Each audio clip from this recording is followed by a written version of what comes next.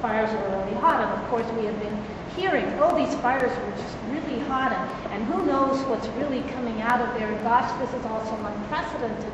And then I looked, this is also unprecedented, and then I looked at the temperature that he gave. The fires were about 1,800 degrees. Now that's what I read, and then I went to sleep.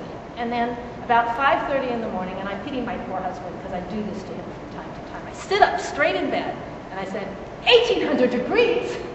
I know that number. It's the number, it's the temperature of a modern garbage incinerator. Well, we've got garbage incinerators all over the country, and EPA has been studying it.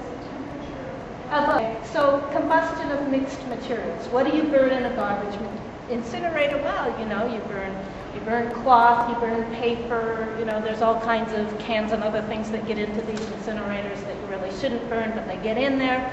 What was in the towers? Well, there was, you know, there was a lot of plastic, there was a lot of paper, there was carpet, there was material.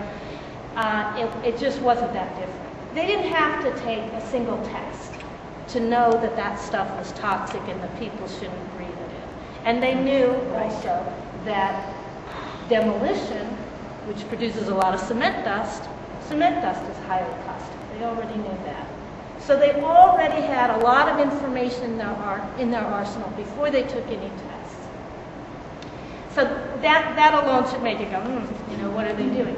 But as I started to look at this, an attorney that I knew who was representing some firefighters in the federal fund, I talked to him and he said, well, you know, I had been thinking about bringing a lawsuit. I ended up not doing it, but I did do some tests on the dust from firefighters' boots. Would you like to see them? Yes, I definitely want to see these tests. So he shows them to me. Extremely high levels of polycyclic aromatic hydrocarbons, PAHs, which you just heard about, are harmful. They're not only, many of them are not only carcinogenic, but they also have genetic effects. They can affect the unborn, okay, low birth weight, and also possibly make your offspring more susceptible to cancer, have a greater genetic disposition. Okay, it's a bad class of chemicals. It's what tends to be most toxic in cigarette smoke. EPA knows a lot about PAHs. They know that it's almost impossible to burn anything without producing PAHs. So there was all this test showing all these PAHs in this dust. And why was I so baffled? Because I hadn't heard boo from EPA about this. They talked about asbestos. They never said a word about PAHs. I went onto their website. They said there were no PAHs in the air. They didn't measure any PAHs in the air. How could there be no PAHs? I find out that some scientists from Toronto had come down and measured PAHs in window film, you know, just the stuff that gathers on windows, and had found high levels of PAHs in the window film closer to the towers, and you know, much higher than a control site quite a bit away. So I was like, okay, what's going on here? Gradually, as I looked through all of this, I found more and more of a pattern of EPA testing so as not to find anything. One transport workers union person said it was sort of like having a colander with gigantic holes in it and saying, "Look, there's no spaghetti." And they tested so as not to find. They used outdated methodology. They used indoor testing devices on outdoor air.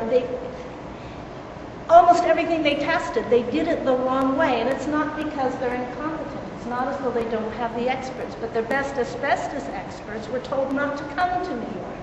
The guys that had just done all the research out in Libby, Montana, where all those people were affected by asbestos, when they knew the towers went down, they knew there was going to be a lot of asbestos. They knew that they would need special equipment in order to test for it.